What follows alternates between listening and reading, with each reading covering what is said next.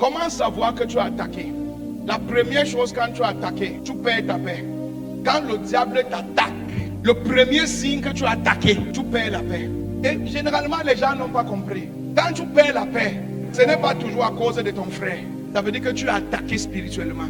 Parce qu'il dit que mon esprit va vous donner la paix. Une paix que le monde ne peut pas comprendre. La paix de Dieu. Donc le premier signe que l'esprit de Dieu est touché en toi, tu perds la paix. L'attaque de paix, c'est quand tu n'es plus loin de ta destinée. Quand Jésus allait à Gethsemane, la dernière étape avant d'accomplir sa mission, la Bible dit qu'il était troublé jusqu'à la mort.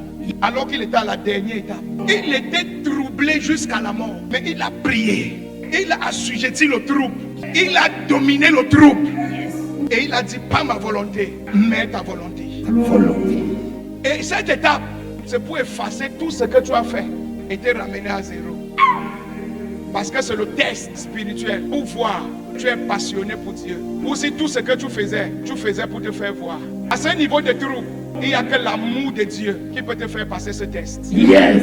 Jésus était tellement troublé, pasteur. Il a dit, si c'est possible, Seigneur, annule ma mission.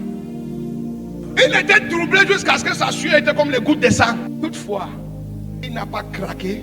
Il a assujetti les troubles. Et il est le Seigneur des Seigneurs aujourd'hui. Yes. Quand tu perds la paix, ce n'est pas toujours à cause de ton frère.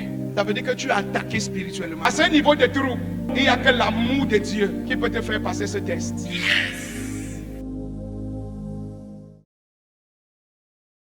Vous voyez le chemin de l'évangile ici.